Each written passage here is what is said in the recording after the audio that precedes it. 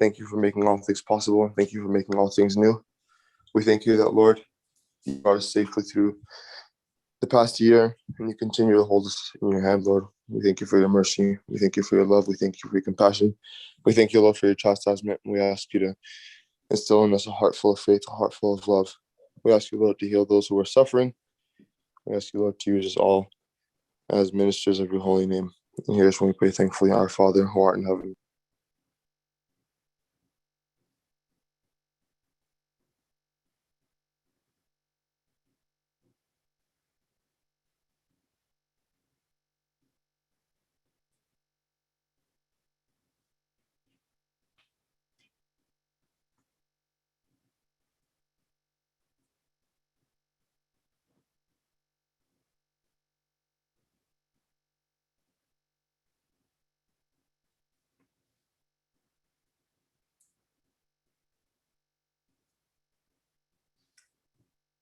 So let me know when you would like me to start, and I'm happy to start.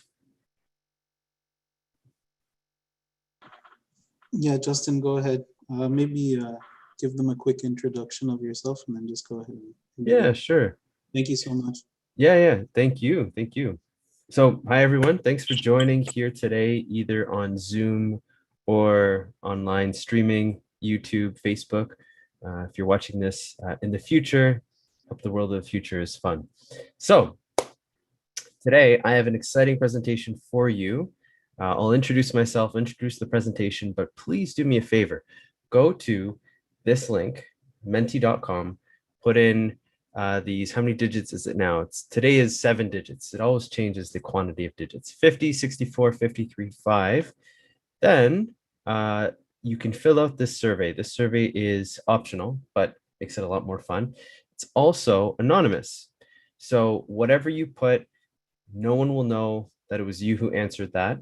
And it will give us results that I can show in the presentation, which is pretty cool. So it's like live data, especially since we're going to be talking about science. So we're doing something a little scientific. And the best part is that with this link, you are able to ask me questions anonymously. So first of all, I welcome questions throughout the whole presentation. If you want to interrupt and ask a question, that's cool. If you want to ask a question out loud at the end, that's also cool. But if you want to ask something and you don't want others to know about it, you can use this link to ask an anonymous question. And you can even see what other people have asked and like those questions if you think it's a great question. And I will do my best to get to all of the questions by the end. Questions are actually my favorite part of presentations. So please feel free to ask as many as you want. I love it. So throw whatever you want, even if you think it's off topic. So I'll give you a couple more minutes to go through this.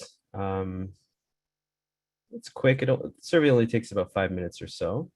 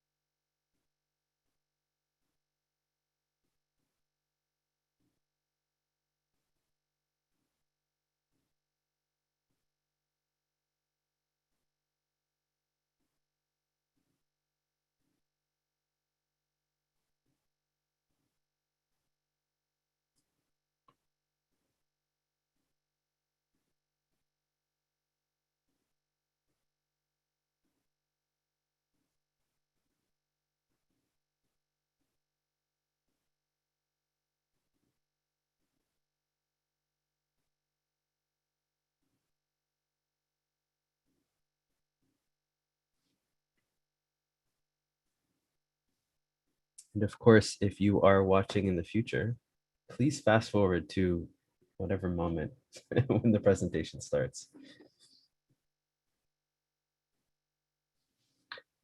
All right, so as you're filling out the survey, why don't I just get through the formalities and introduce myself. So today, I'm going to be talking about quack or science. Is psychotherapy scientific? Okay, So I have to plug in my practice, which is Building Bridges Psychotherapy. We have a very diverse team of therapists, and we help people with individual therapy, couple therapy, family therapy. We also have locations across the GTA, Mississauga, Guelph, Vaughan. But for the Ottawa folks, we also do therapy over phone and video. So please feel free to connect with us on social media, Facebook, Instagram, Twitter, LinkedIn. Check out our website if you're interested, all that. All right, so that was my shameless plug. Myself, I am Justin. My name is Justin. I'm a therapist, so I call myself Justin the therapist. And today I'll be talking about science, but why will I be talking about science? I'm just a therapist, right? Well, first of all, I'm passionate about science. It's one of my most favorite topics. I'm a science student. Also, I have a lot of experience doing science. My first master's degree was a research degree. And I'm a therapist, so I deal with a lot of things that have to do with mental health, which is a big topic. So it's a little bit about me, but that, who I am isn't as important as who you are. So why don't we check out the results of the survey? Let's put this up. And let's see who you are. So I asked you, what are you hoping to get out of the presentation today? Now, I did get a chance to read through some of these. I will be talking about therapy and mental health and if it actually works, that kind of thing. You'll definitely learn a lot about psychotherapy. Unfortunately, today I won't go through a lot of tips for your mental health. But if you're wondering how working on mental health is a valid thing and a scientific thing, I'll definitely be talking about that. If you have specific questions about what to do for your mental health or someone's mental health, feel free to ask in the questions. I can try and give you a quick answer. And hey, I give a lot of other talks on mental health too. Let's see. Yeah, so therapy is really important, and we'll be talking about that. So what word comes to mind when you think about science? So it looks like a lot of you said research. Awesome. Okay. And you also said biology, chemistry, facts, predictions, meticulous experiments, measurement, falsifiable. That's a great word. Love that. Okay, wonderful. What is meant by quack in this presentation? So I just want to make sure you understand what I mean when I'm talking about, what is quack, right? So I'm not referring to the sound a duck makes, but, quack refers to all of these: fake science or fake medicine, something that is harmful or not even effective, something that's dishonest, wishy-washy, not based in science and evidence. So I'm glad that you all agree that, or you all understand what I mean by quack. So I'm basically talking about, is psychotherapy quack, or is it science? So I wanted to know what grade you're in. So it looks like most of you are upper year university students or even done. So wonderful. Highest level science course you've taken. So it looks like most of you have done some science courses in university, some even in grad school. Some, you haven't seen science since high school. So that's wonderful. That's good. We'll be talking about science a lot. So how much is psychology a science?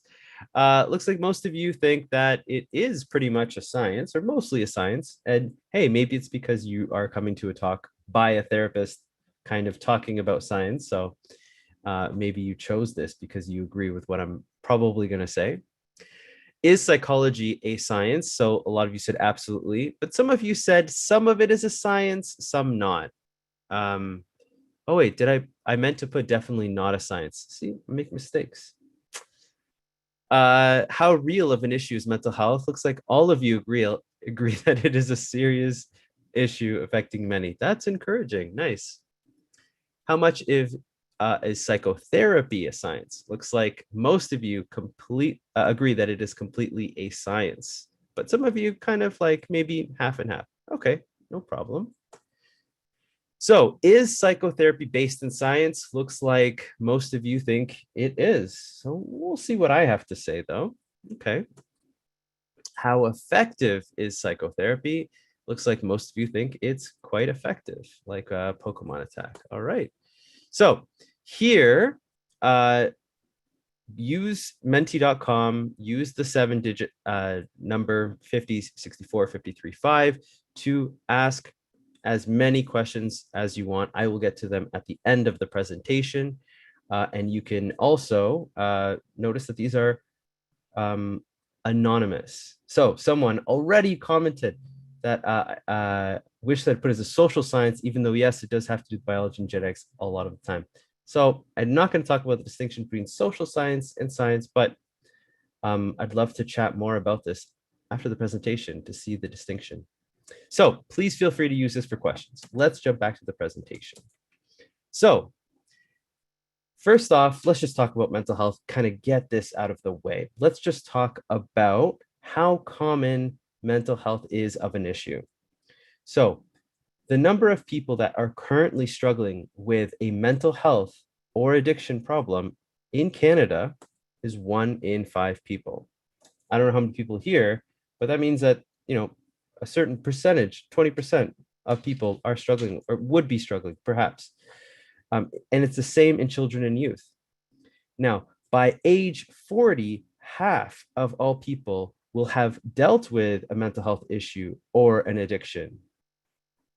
By the time that they turn 40, at least once they will have dealt with that. That's a huge amount. That means half of everyone by the age of 40 will have had their own struggle with mental health or addiction. I can't think of any other kind of infection or illness that affects half of the population by age 40. And the onset of mental health, 70% of it is in childhood and adolescence. So it's great that we're talking to a young youth group, young crowd, because this is the perfect time to be talking about this. And the age group at highest risk of mental health issues, 15 to 24.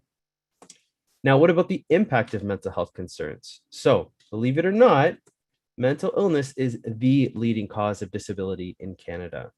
And if left untreated, it can actually reduce a person's lifespan by a significant amount, 10 to 20 years, according to, you know, depending on what you're looking at. I don't want you to panic and think that, oh no, I'm struggling with my mental health. That means I'm going to die 10 years sooner than I'm supposed to. Not necessarily. But let's also talk about money because, you know, whether we like it or not, that's a very important thing for society. So the disease burden is how much money a specific illness places or takes away money from the economy. So take a second, guess how much money mental illness burdens or takes away money from the entire country every year. Okay, think of that number. How much? How much money does mental illness cost Canada a year? $51 billion a year. That's a lot of money. It's a lot of money. And it's not just in terms of treatment, but it's also in terms of inability to work. So taking away from, you know, the workforce. So this is 1.5 times higher than all cancers combined. Think about all the money that's spent on cancer. And it's 50 times percent more than that. And it's 7 times more than all infectious diseases, excluding COVID, because, you know, this is a study done before COVID, but 7 times more than all the infectious diseases. That's a lot. In terms of suicide, 4,000 Canadians that end their life every year, which is about 11 a day. That's huge. I wouldn't be surprised if this is actually higher now due to COVID.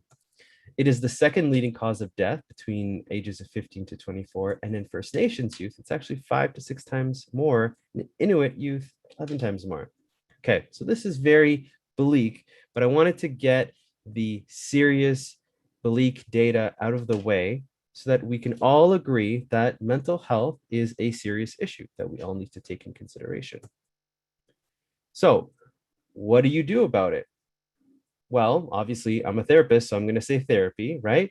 But what comes to mind when you think about therapists? I'm sure a lot of you will say, how about Freud, right?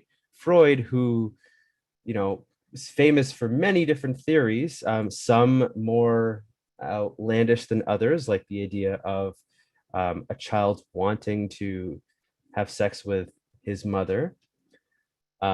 maybe you think about some fictional therapists like Dr. Fraser Crane, who spent his time giving people advice on the radio. Or maybe a more recent one, How I Met Your Mother, the therapist that had a client, Robin, and then he ended up dating and I think marrying her or something.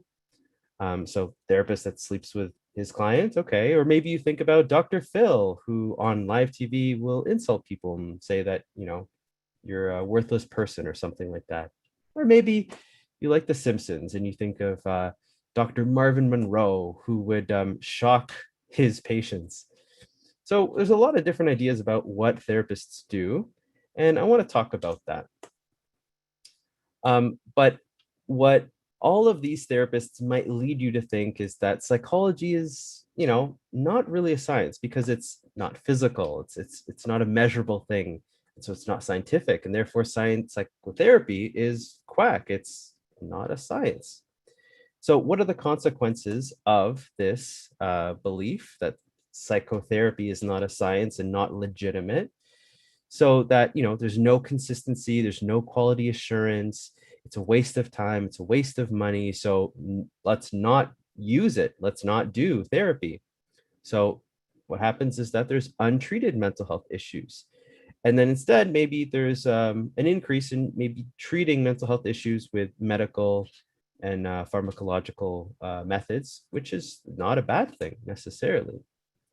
So let's go a little bit deeper into science. Let's try and answer the question as to whether psychology in particular is a science. So let's look at the definition of science. So science, according to the dictionary, is the intellectual and practical activity encompassing the systematic study of the structure and behavior of the physical and natural world through observation and experiment. That's a mouthful. So let's break down that definition. So you have a physical or natural world, right?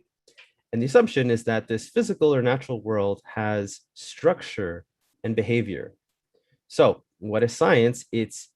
Science is studying this by using systematic study.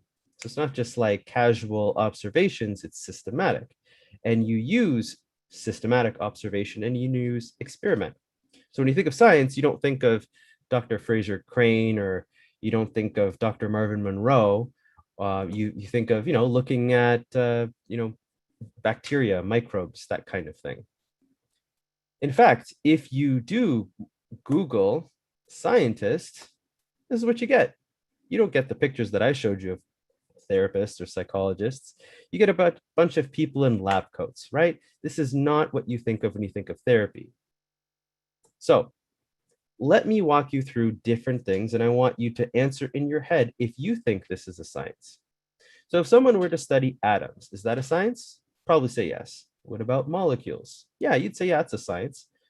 What about macromolecules like protein or insulin? So yeah, definitely, that's a scientist. That's science, absolutely. What about studying cells? Yeah.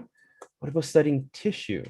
Okay, yeah, that's a science too. What about studying organs? That's a science. What about studying a bodily system, like the digestive system? Absolutely. What about studying a whole organism? Is that a science? Yes, yeah, we have physical scientists, we have physicians, right? Okay. What about if you have two organisms and you study something like the mating patterns of bees because you are concerned that we don't have enough bees to be vectors to pollinate our plants so that we can have food, so we can live. You're like, okay, yeah, you know what? That sounds sciencey enough, and that's important. Okay, what about the communication between bees, like the wiggle dance that they have to do? If you study that, does that make you a scientist? Maybe you'll be like, okay, you got me, Justin. Yeah, that's a science too. So for these last two, we're talking about not necessarily cells and atoms, but we're talking about the culmination of that. We kind of went from simple to more and more complicated, right? Because bees, they have tissue and cells and proteins and organs, and all of that works together to create mating behaviors, to create communication patterns. So we're talking about behavior, we're talking about communication, we're talking about learning, and we're talking about relationships. So What about for humans, right? What about the nervous system? If you study the nervous system, is that science? You'd be like, okay, yeah, that's a science, right? Okay, but what about the brain itself? Is that a science? And you'd be like, yes, people who study the brain, they're scientists, because that's tissue, that's cells, and kind of, it's an organ. Okay. So you're saying that's a science, but what about what the brain does? If you study what the brain does, in other words, if you study the mind, does that make you a scientist? I would argue yes. Maybe you'd be like, oh, but it's too like complicated and you can't measure it and all that stuff.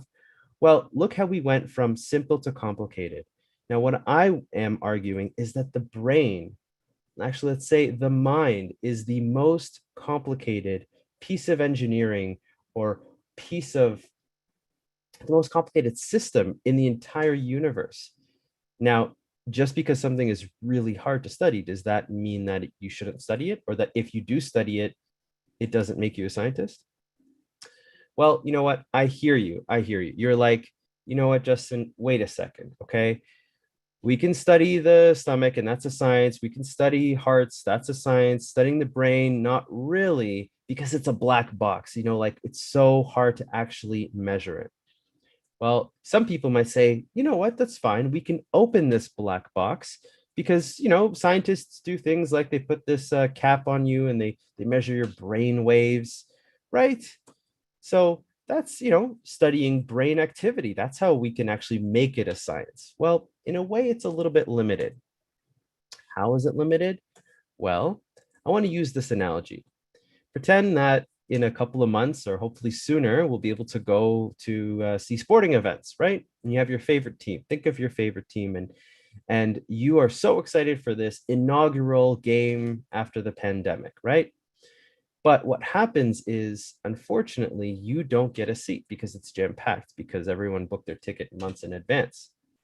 So what really sucks is you don't get to attend, but you really, really, really want to go. So what you do is you actually stand outside. Now let's pretend there's no internet, right?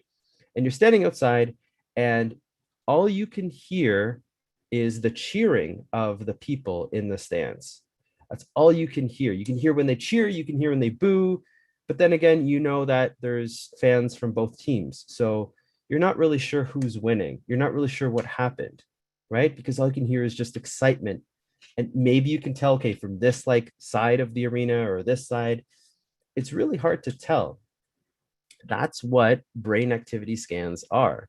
We're trying to understand what's happening in the mind by looking at it from the outside. So it is very powerful, and it's some of the best studying techniques we can use, but it is limited. So what about peering in? Okay, how do we look into this black box, not just look at it from the outside? This is where I present to you psychological sciences, which is the study of the mind. So, in other words, psychology. So, if we want to understand what is psychological sciences, we need to understand what psychology is. And there's many definitions of psychology, but let me give you the ABCs of psychology. So psychology can be understood as A, affect or emotions, B, behavior, what choices people make, what do people do, right? And C, cognition, which are thoughts, right? So you're thinking, hey, if I'm a scientist, I should be able to measure these things, right? And how can you measure emotion? It's so subjective, right? If I say, I'm happy, what does that mean? So it's hard to measure. Okay. But behavior, we can absolutely measure. We can measure what people do. Did this person choose to go in this direction, or did they choose to go in that direction? Did they choose to be mean, or did they choose to be nice? Did they check off this box or this box? That kind of thing. Okay, but what about cognition? Well, no one can actually measure someone's thoughts. Again, maybe you can measure someone's brain activity and make some inferences with AI or whatever. So maybe we're getting there to getting computers to read minds, but let's just say we can't measure cognition. We can't measure thoughts. But here's my argument. What if we can focus on what we can measure to make inferences about what is hard to measure directly. So what do I mean by that? What if we got people to tell us to behave, to do behavior about how they're feeling? Like maybe it's not, maybe it doesn't seem as practical or as physical as, measuring with a measuring stick emotion. But if someone says they're feeling good, that's valuable. If someone says they're not feeling good, that's valuable too. And that, hey, is measured in biology. It's measured in medicine, right? Part of the studies in medicine is, hey, did this drug like make you feel okay or not feel okay, right? So that's a valuable way of measuring or making inferences about affect or emotion. Same thing about thoughts. So again, we can ask people, what are you thinking? Are you having intrusive thoughts? Are you not having intrusive thoughts? Are you thinking about animals or are you thinking about children? We can ask people. So we can kind of measure all aspects of psychology with behavior. So how do we actually measure?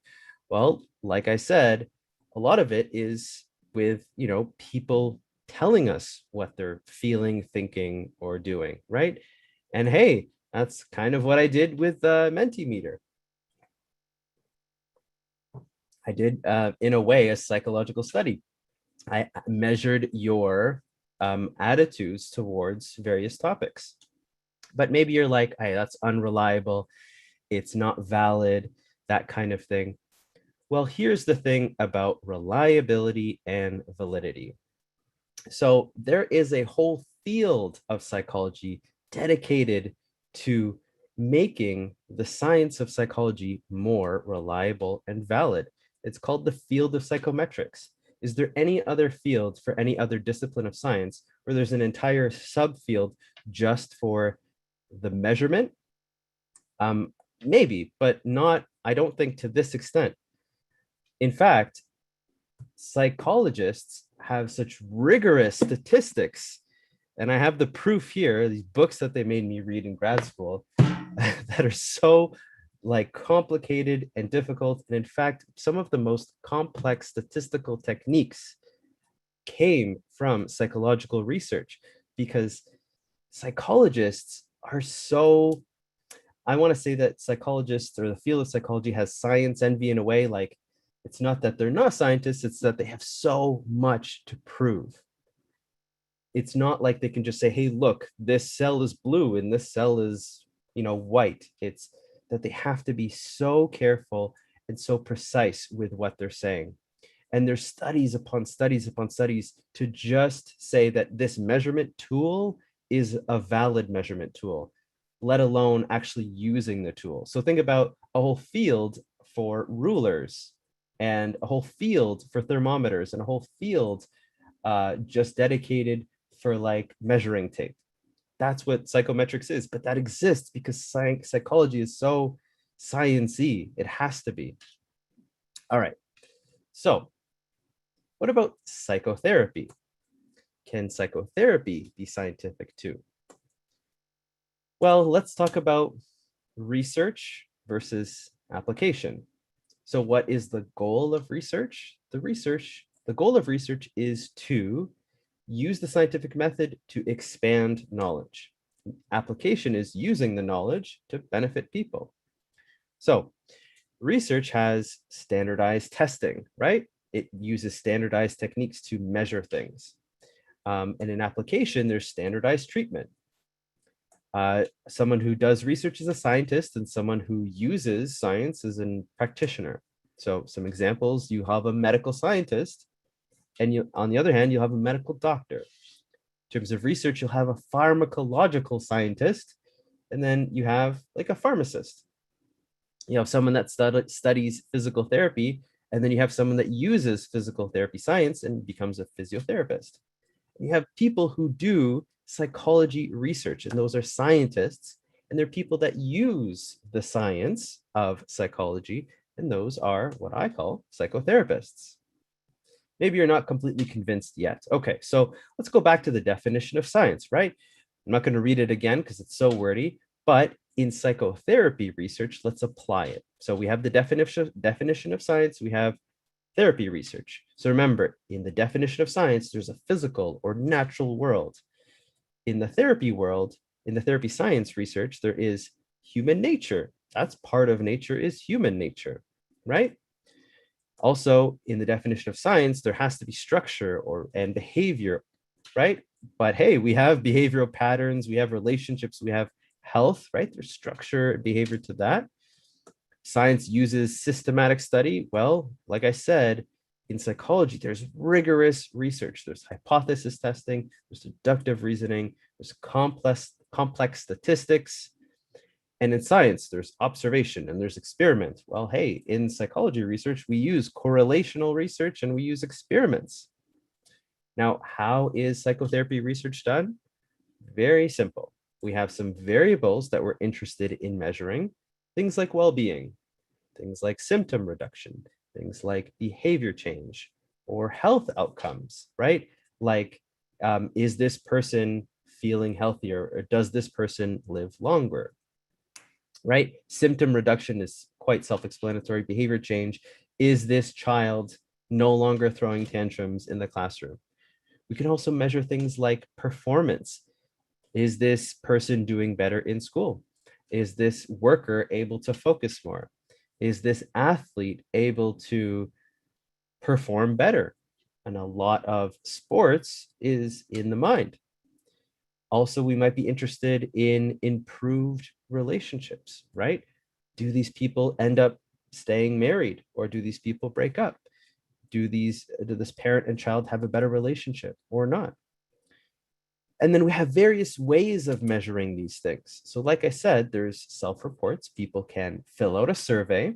We can also measure behavior, right? Like we can see if a person chooses to behave in a certain way. We also have clinician reports, like therapists can actually, take notes on what's happening. But we also use biometric measures. So sometimes we'll administer some sort of a treatment and see, how does the person's heart rate change? Is the person perspiring on their skin? We'll also have observer reports. Sometimes just other people will be watching. And sometimes we'll look at historical data. We'll look at things like, hey, did people who had access to a therapist in a certain geographical region, did they end up living longer than people who grew up in and lived in an area where they didn't have access to mental health care, right? So all of this can let us do correlational research or experimental research. So let's go a little deeper. What is correlational research in psychology and psychotherapy? Well, you'll have your variables of interest that I mentioned, and then you'll look at concerns. So you'll say like, hey, are certain people doing better than others? Like maybe it differs by gender or age. For example, certain kinds of ADHD tends to occur more often in boys versus girls. Or schizophrenia tends to show up more at a certain age compared to an older age. We'll measure things like personality. Maybe certain personality types correlate more with other kinds of mental health issues, but also culture. And that's what my degree was. I looked at if people of different cultures tend to stigmatize other people differently, or even faith. Oops, one second.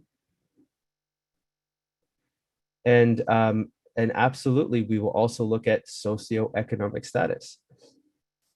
As well, for experimental research, as you all probably know, the idea of doing an experiment is manipulating a variable and seeing what the difference is. So you have like an independent variable, which is something that you manipulate. So often in psychotherapy studies, we will manipulate whether or not someone gets therapy, right? And sometimes we'll even do sometimes we'll even do things like maybe someone has therapy, a group doesn't have therapy, maybe a group has psychoeducation where they just read about stuff. And then, the dependent variable, the thing that we're measuring, is whether someone is doing better or not. But also we might change things like the duration of therapy, like how long a person gets this therapy, does that have an impact on their well-being or not? or even the type of therapy. Does this way of doing therapy, is it better than this other way of doing therapy? Or even specific techniques like, hey, if a therapist does this technique, does that change how a person feels? As opposed to if they use a different technique, kind of thing. And then you do these studies and you publish them, which takes many years to publish, of course. And then, hey, you try and replicate, you try and refine your findings, and then you administer the treatments that you show that are evidence-based.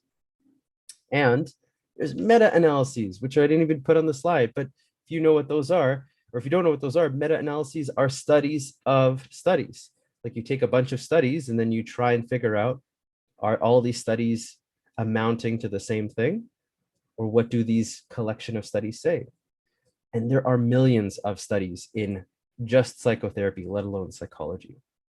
Okay, but I hear what you're saying. You know, you're a science person, maybe you're a pharmacist, and you love this gold standard of double-blind studies. And you're thinking, well, how could psychology and psychotherapy be a science if you can't do a double-blind study? Well, okay, I hear you. Double-blind studies are really valuable. So for those of you who don't know, a double-blind study is where, let's say you're testing a specific drug. So some of the drugs will be active and one group will get the actual drug and the other group will get something that isn't a drug, right? Maybe look at like a water pill or something. The idea of a double-blind study is that the patients themselves don't know whether they're getting the actual drug or whether they're getting the fake drug. And the doctors or the people who are giving them the drug also don't know. And this is to remove the possibility of maybe influencing the results by this kind of expectation. Like if I think I'm getting, if I know I'm not getting the drug, then maybe, I'm not going to feel better or something, right? So it's really to really make it very standardized. Okay, so why do we not use double-blind studies in psychotherapy research?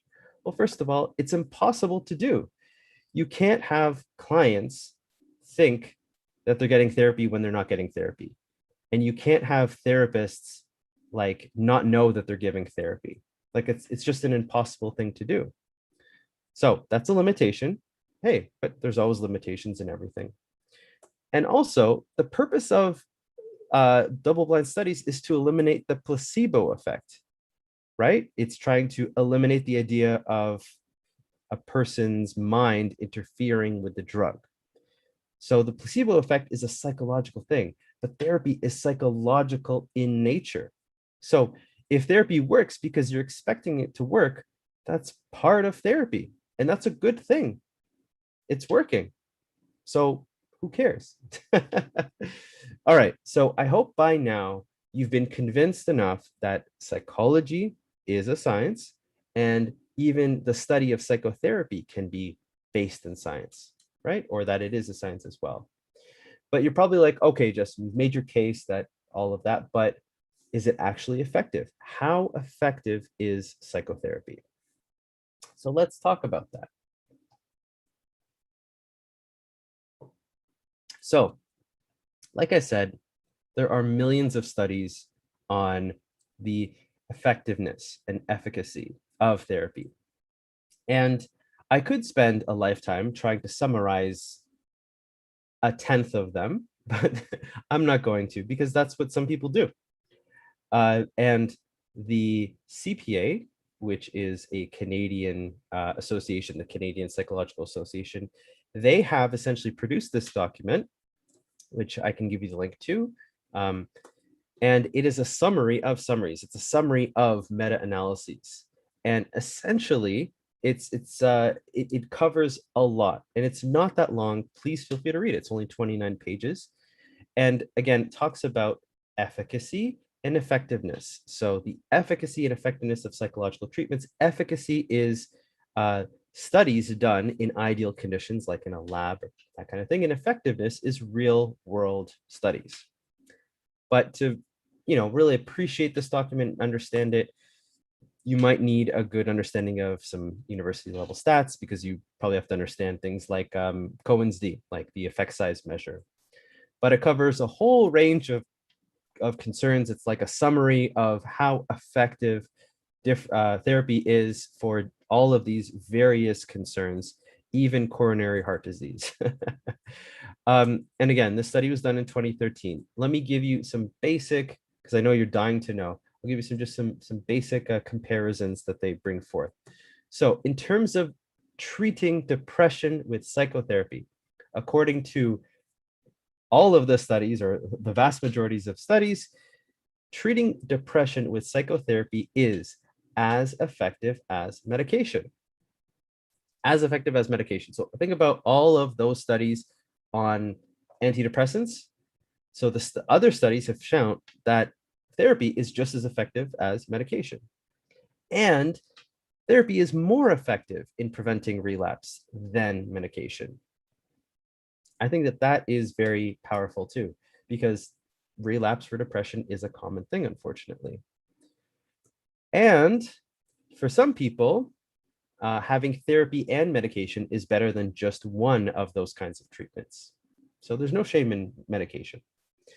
What about dealing with anxiety? So many people are struggling with anxiety, especially these days. So again, the studies have shown that psychotherapy is as effective as medication. And therapy, clients are more likely to end treatment prematurely if they use therapy versus if they use meds. So think of it this way. You have two groups of people who are using medication to treat anxiety, people who are using therapy to treat anxiety. And then for both of those treatments, there's a certain expected or set duration of that therapy. The people who use therapy are more likely to end early the treatment because they're already feeling so much better than medication. So in some ways, therapy is faster than medication. So in terms of all of the different kinds of concerns that that the research has studied, overall, there is a stronger effect for therapy than medication. And of course, there's no side effects. It's not like, if you see a commercial for therapy, which probably aren't that many, they have to say at the end really quickly, possible side effects might include diarrhea, vomiting. It's not like you go to the therapist and then you have to go to the toilet right after. Like, no, there's no side effects. It doesn't make you, gain weight or whatever. It doesn't necessarily prevent you from enjoying your marriage or whatever, right? And the studies also strongly suggest that because of all of these things, therapy should be the first option for treating mental health concerns. Okay. So I hope that that's helpful. Please feel free to reach out to me. I can give you the link. You can even Google it. It's very easy to find.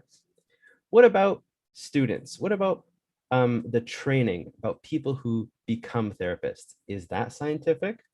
Or is it just kind of like a bunch of people saying, hey, go off and this is how you be a therapist, and it's very wishy-washy and subjective? Well, remember how we talked about the difference between research and application? Well, graduate school in psychotherapy says, hey, why don't we have both? Why don't we do both?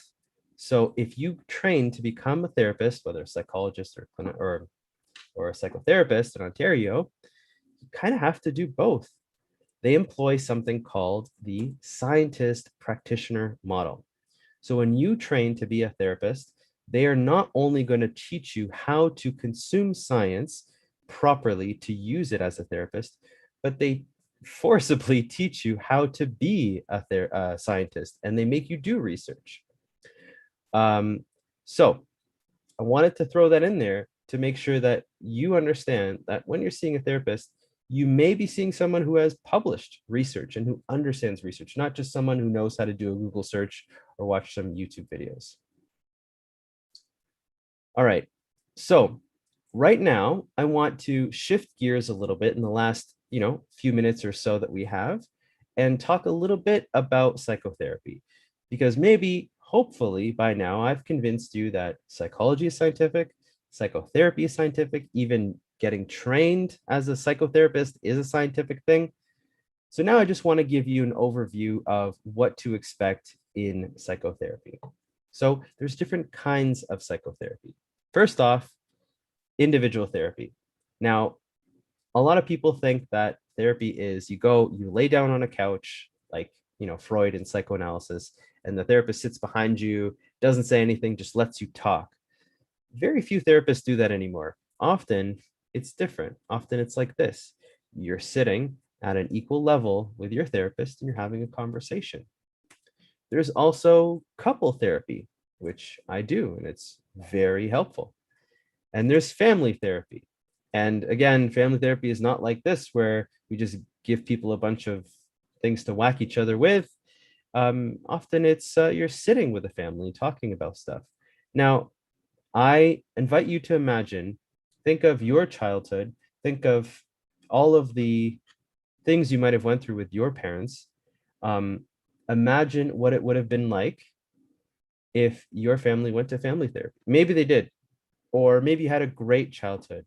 But I know for a lot of us, myself included, I think families could really benefit from family therapy. Having this therapist who is not aligned with one person, who's kind of neutral and has the benefit of everyone in mind. I think it's really powerful. And couple therapy, of course, and individual therapy. And finally, there's also group therapy. But again, group therapy, what you've seen in movies and TV, probably not how it actually happens. So what is psychotherapy exactly? Some people think it's just a conversation, but it's actually, in Ontario, a controlled act. So what does that mean? So you know how when you go for your vaccine, not just anyone can volunteer and vaccinate, just like not just anyone can, clean your teeth, or not just anyone can be a physiotherapist or whatever. Same thing with psychotherapy. It is a protected, regulated act that only certain people who have been, vetted and regulated by the province are allowed to do therapy. It's just as complex, or not just as complex, but it's kind of like not just anyone can do surgery, not just anyone can do therapy, because it's not just a conversation. If you want a definition of psychotherapy, here's the official definition that the province of Ontario came up with, and also the CRPO, which is my regulating body. It is treating by means of psychotherapy technique delivered through a therapeutic relationship an individual's serious disorder of thought, cognition, mood, emotion regulation, perception, or memory that may seriously impair the individual's judgment, insight, behavior, communication, or social functioning. So another mouthful, right? As definitions tend to be.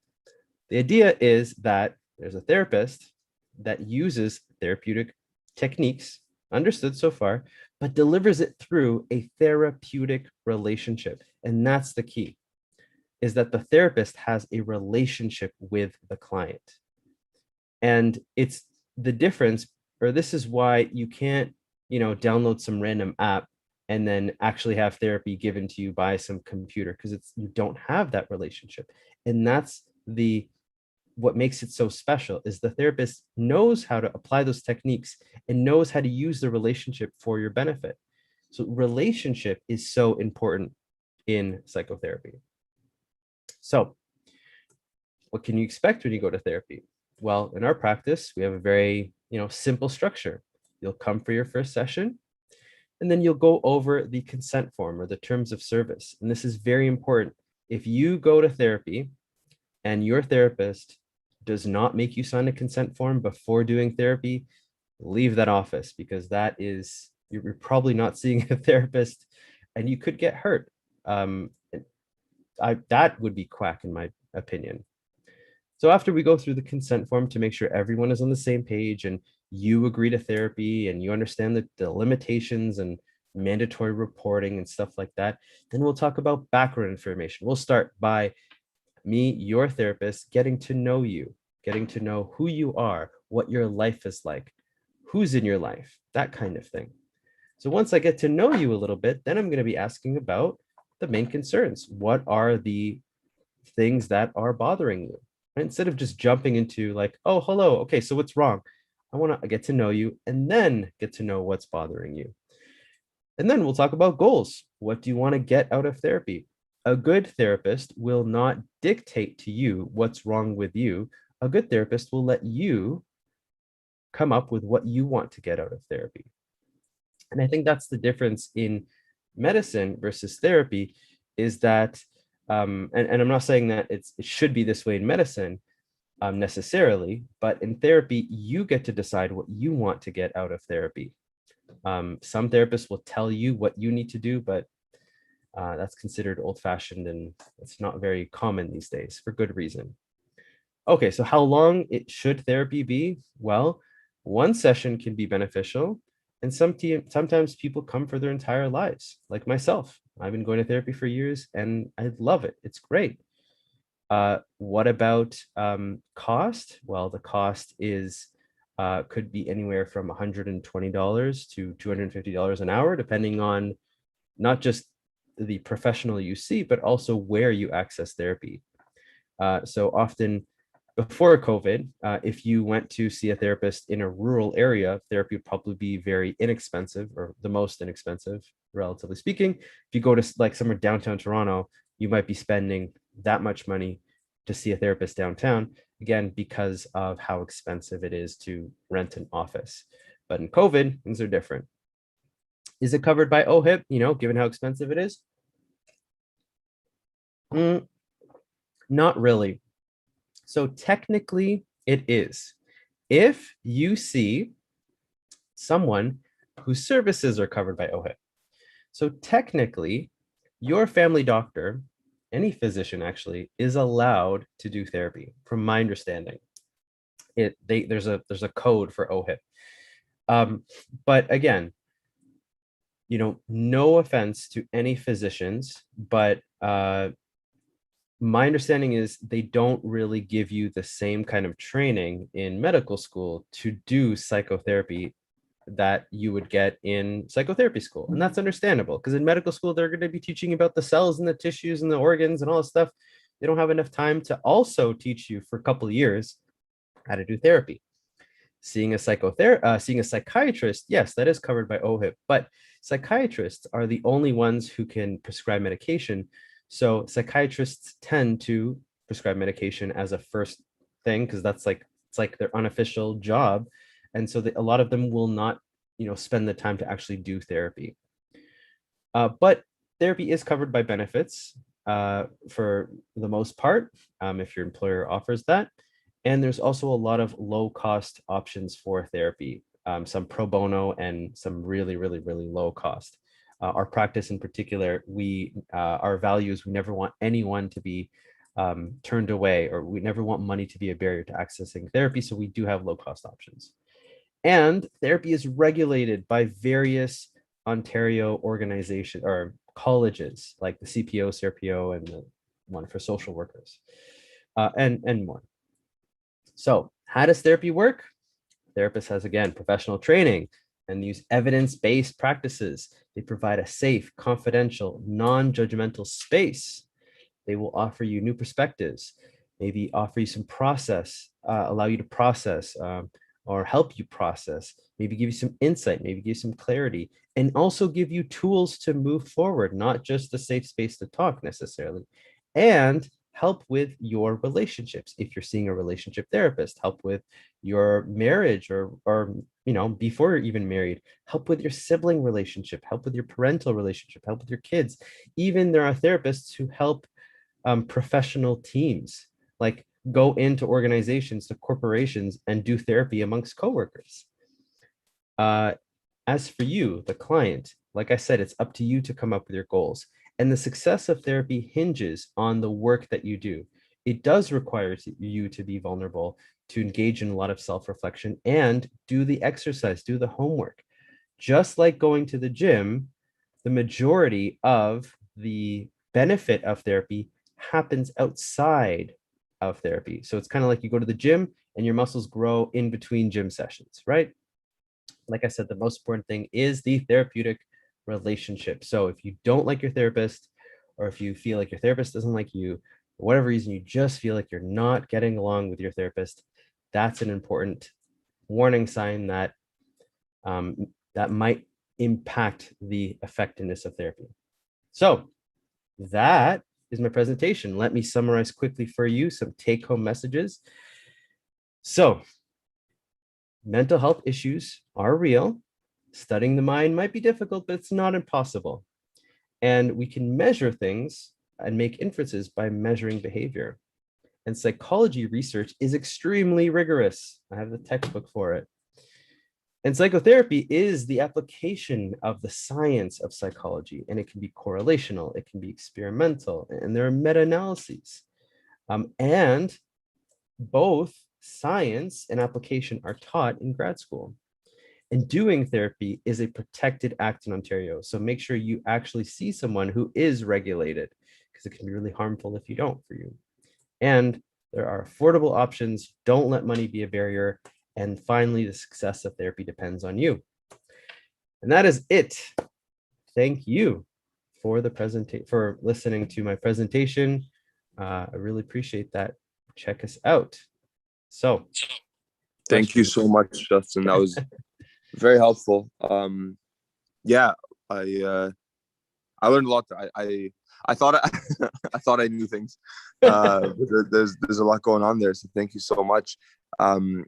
Anybody have any? So did you have any questions lined up already, Justin, or do you want to open the floor to yes, let's check what we have. So I do have some questions, and you can ask them here or you can ask them out loud. Anyone have any questions out loud that they want to ask right away? No? Okay, maybe I should just jump to the questions online. So if you're just joining us again, feel free to go to menti.com and put in the digits 50, 64, 53, 5, and click on the button at the bottom, which will allow you to ask questions. So let's go. So do you see a conflict between mainstream psychotherapy and our Orthodox Christian approach to healing and recovery? No, not at all. I think that healing and recovery is a very broad term. So what are you healing and what are you recovering from, right?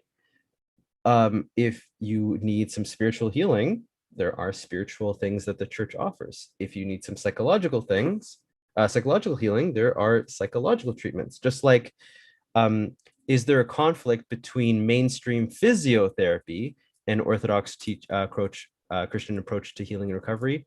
No, it's not like you're going to say, well, you know what, like my ankle's hurting, but I just need to read the Akbea more, and I'm going to feel better.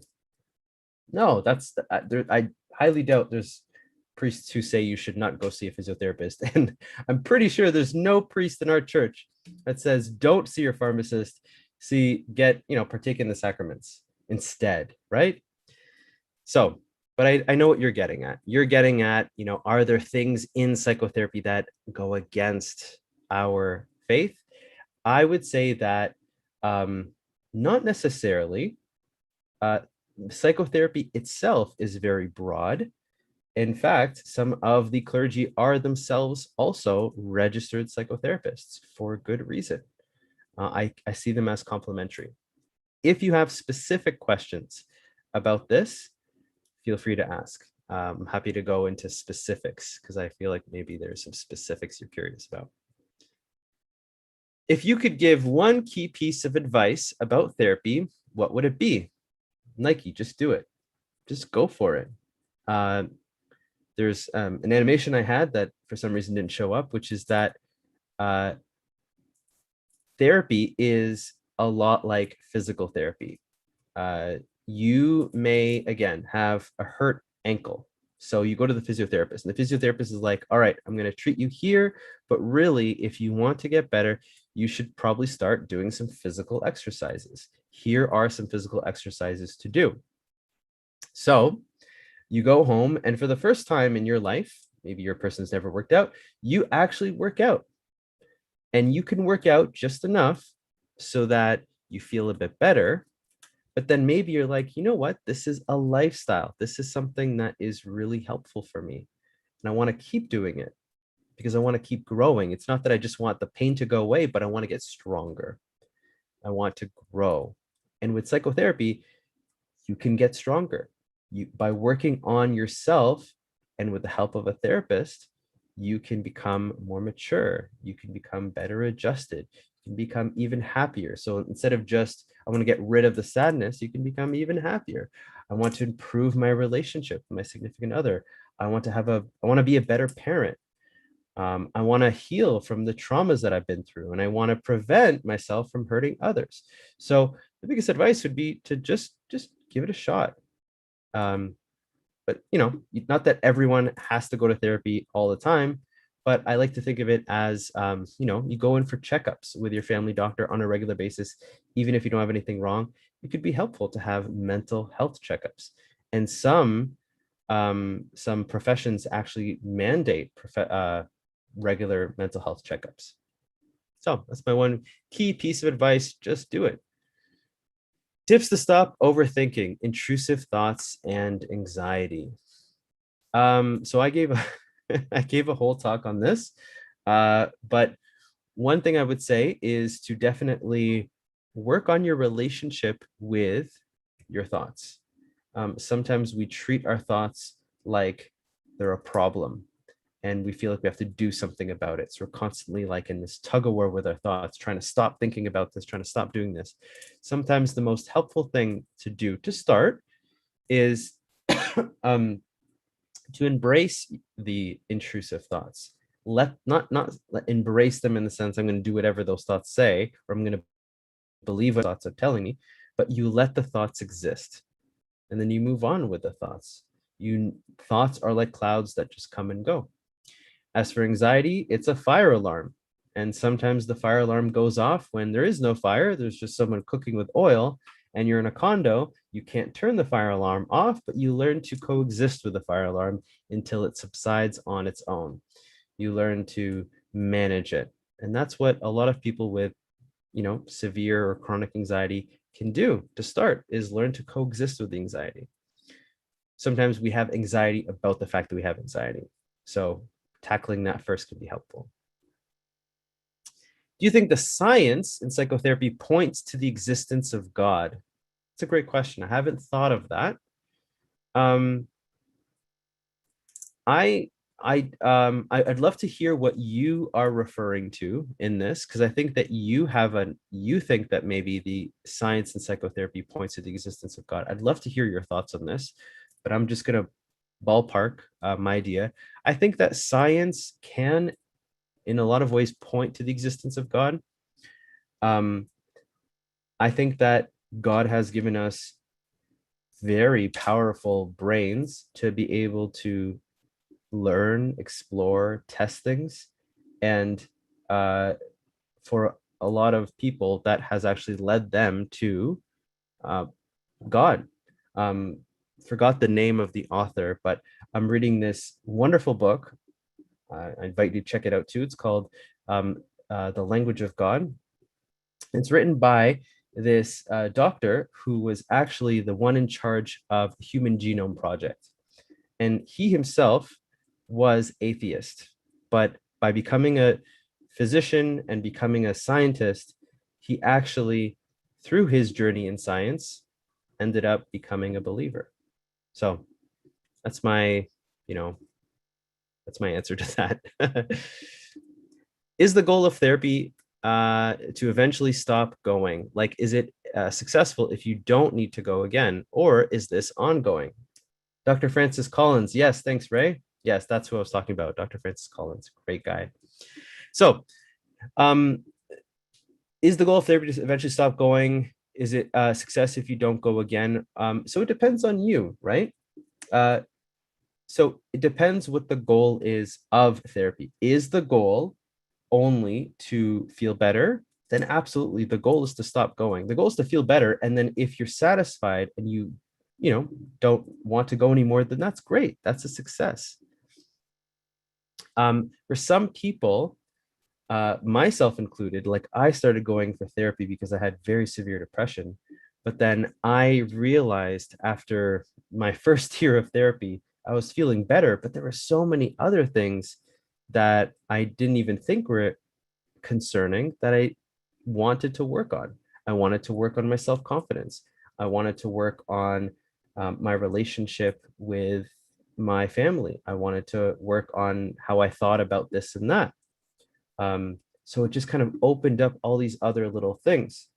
But eventually, there's sometimes where you decide, hey, you know what? Like, I'll take a break, or I'm going to stop here.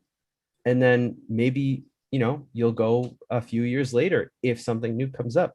So I think it's not about the goal is to stop going, or it's a success if you don't need to go. I think it's kind of just a journey, right? Is the goal of working out that you never have to work out again?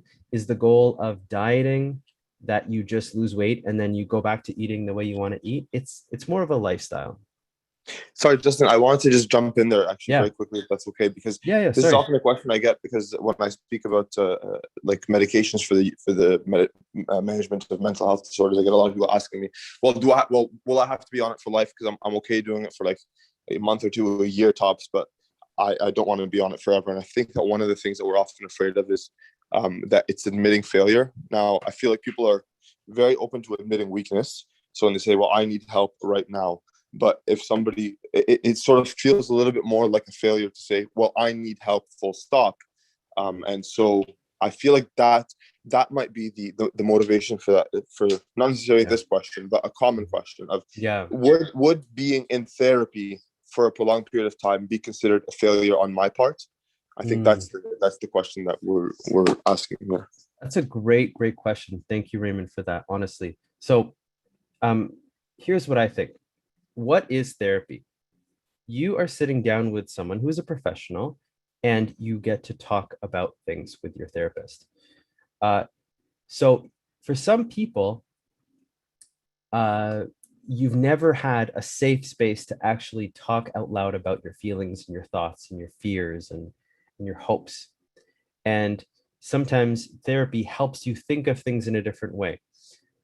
But sometimes people are just so alone that they choose to always see their therapist because they don't get that from someone else. So maybe that's a very extreme way of putting it, but let me give you an example.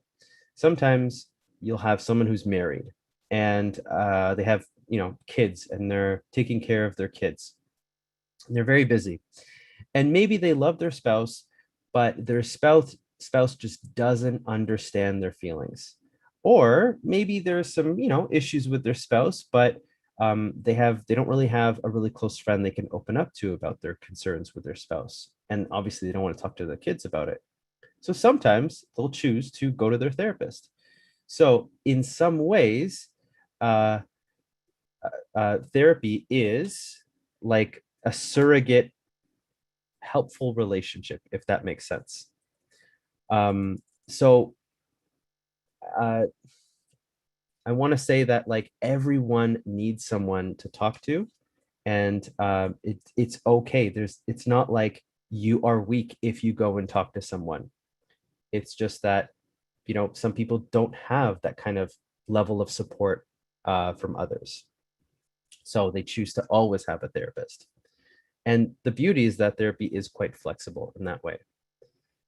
So I'm not sure if we have enough time for the rest. What do the presenters think?